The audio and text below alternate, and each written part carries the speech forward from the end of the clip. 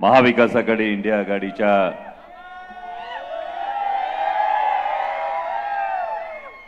अधिकृत उमेदवार लोकसभेतल्या आमच्या नेत्या आदरणीय खासदार सुप्रियाताई सुळे यांच्या प्रचारार्थ मंचावर उपस्थित असणारे देशाचे नेते आदरणीय शरदचंद्रजी पवार साहेब, माननीय माजी गृहमंत्री अनिल बाबू देशमुख, माजी पशुसंवर्धन मंत्री सुनीलजी केदार, व्यासपीठावरील सगळे मान्यवर, कारण वेळेची मर्यादा असल्यामुळे सगळ्यांचा नामोल्लेख टाळतोय, पण तरी सुद्धा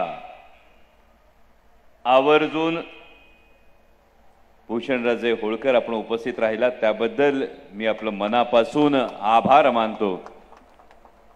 कारण लोककल्याणकारी राज्याची जी संकल्पना आहे ही संकल्पना ज्या पुण्यश्लोक अहिल्याबाई होळकरांनी या मातीत प्रत्यक्षात आणून दाखवली, त्या घराण्याचं रक्त आपल्या धमन्यांमध्ये सळसळतंय आणि आपण इथे उपस्थित राहणं आणि सक्रियपणे या प्रचारात सहभागी होणं हे खूप आश्वासक, खूप दिलासा देणार।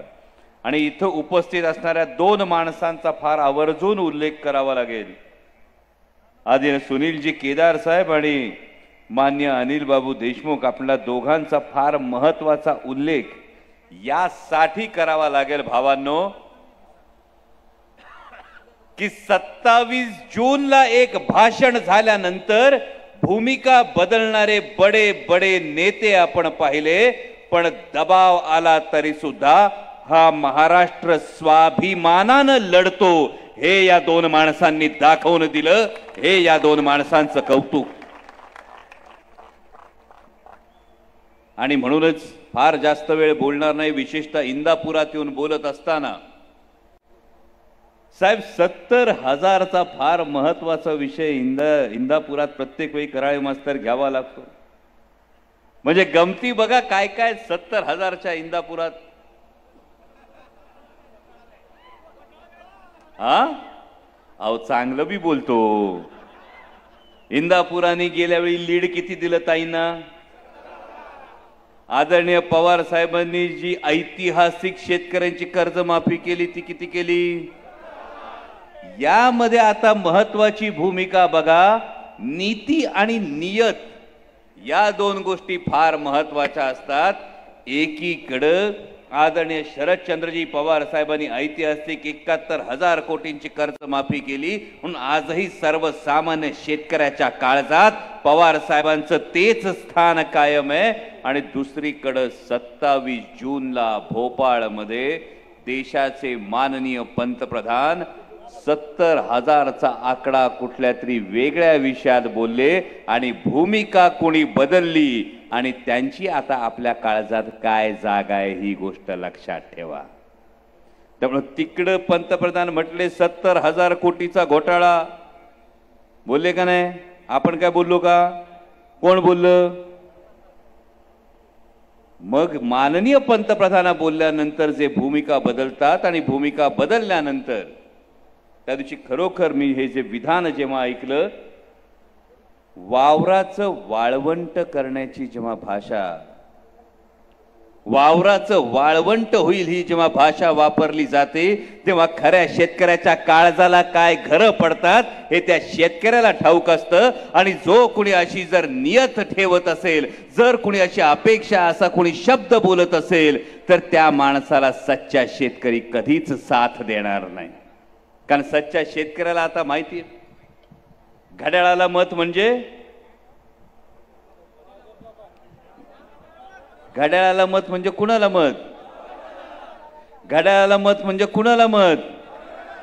मग विचार करा, जे शेतकरी दिल्लीच्या सीमांवर आंदोलन करत होते, वर्षभर आंदोलन करत होते, 750 शेतकऱ्यांना जीव गमवावा लागला। हा कोणामुळे गमवावा लागला? मोदी सरकारच्या या धोरणांमुळे गमवावा लागला। जे शेतकरी आंदोलन करत होते, भारतीय जनता पक्षाच्या एका मंत्र्यानं निर्घुणपणे त्यांना गाडी खाली चिरडलं। ही शेतकऱ्यांची नीती ज्या मोदी सरकारची आहे, ज्या भारतीय जनता पक्षाची आहे, त्या भारतीय जनता पक्षाची चावी आजकाल घड्याळाला लागती असं म्हणतात। मग घड्याळाला मत कसं द्यायचं भावांनो? पण एक गोष्ट मात्र तेवढीच करा, एवढं सांगून फक्त आपली रजा घेतो। गेले 2-3 दिवसापासून इथं फोन लय वाढले असते, हा वाढले का नाही? आणखी 2-4 दिवस फोन वाढतील.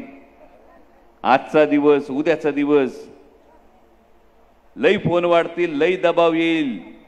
या सगळ्या गोष्टी येतील जेव्हा फोन आला ना, तुला सांगितलं ना तेवढं बघून. प्रामाणिकपणे एवढंच म्हणा, हाच दम केंद्र सरकारला द्या ज्यांनी आमच्या खताच्या किमती वाढवल्यात. हाच दम मोदी सरकारला द्या ज्यांनी आमची कांद्याची निर्यात बंद केली. हाच दम सरकारला द्या ज्यांनी आमच्या दुधाचा भाव पाडून ठेवला. जर दम द्यायचाच असेल तर लोकांचं भलं होईल अशा ठिकाणी दम दिला तर लई बरं वाटेल. एवढं प्रामाणिकपणे सांगा. आणि हे प्रामाणिकपणे सांगत असताना हे विसरू नका भावांनो की आदरणीय शरदचंद्रजी पवार साहेबांची तुतारी, राष्ट्रवादी काँग्रेस पक्षाची तुतारी ही महाराष्ट्राच्या स्वाभिमानाची तुतारी.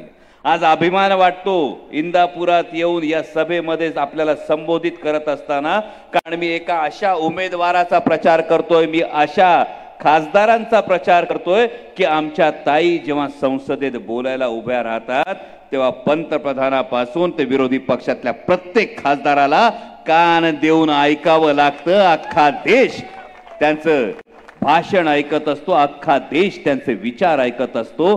आणि या पद्धतीनं जेव्हा हिरा गवसतो ना, आपल्याला हिरा, माझ्या भावांनो, जेव्हा हिरा गवसतो तेव्हा हिरा जर मुठीत असला तर कधी सोडतोय का ताई? हा, हिरा सापडला तर सोडाल का कधी हातातून? नाही ना.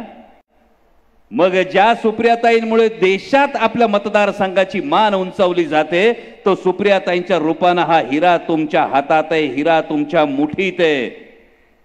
आणि कायम मी एक गोष्ट सांगतो, हे लेकीचा बाप आहे म्हणून सांगतो, जगात असा एकही बाप नसेल की लेक जन्माला आल्यानंतर तिला पहिल्यांदा कुशीत घेतो तेव्हा त्याच्या डोळ्यातून अश्रू निघत नाही. आणि जगात असा एकही बाप नसेल लेकीची पाठवणी करताना जो भाऊक होत नाही. आणि त्यामुळे लेक ही बापाचा जसा अभिमान असते त्याच पद्धतीनं सुप्रियाताईंनी बारामती लोकसभा मतदारसंघाचा अभिमान अख्ख्या देशात उंचावलाय. आणि त्यामुळे ही तुमच्या प्रत्येकाची जबाबदारी भावांनो. चूक करू नका. 7 तारखेला अजिबात चूक करू नका. हा, पण माननीय पंतप्रधानांचं म्हणणं जरूर ऐका. खरं सांगतो पत्रकार बांधवांनो, पण कधीच ऐका, आजचं नाही, 2014चं ऐका. 2014ला माननीय पंतप्रधानांनी सांगितलं होतं, जाताना मतदानाला जाताना गॅस सिलेंडरला नमस्कार करून जा. सांगितलं होतं का नाही? होतं का नाही? आता 7 तारखेला मतदानाला जाताना त्याच गॅस सिलेंडरला, त्या गॅस सिलेंडरच्या बाजूला खताची गोण ठेवा. त्याच्यावर त्यांचा फोटो आता नसल, पण त्या गॅस सिलेंडरच्या बाजूला एक खताची गोण ठेवा. त्या गॅस सिलेंडरची 400 रुपयाहून 1200 रुपये किंमत झाली. आमच्या खताच्या गुणीची 450 रुपयाहून 1600 रुपये किंमत झाली. त्यामुळे गॅस सिलेंडरला 3दा नमस्कार करा, खताच्या गोणीला 3दा नमस्कार करा. आणि मतदान केंद्रात जाऊन तुतारी वाजवणारा माणूस या चिन्हा समोरचं बटन दाबा. एवढीच तुम्हाला कळकळीची विनंती करतो आणि थांबतो. धन्यवाद. जय शिवराय.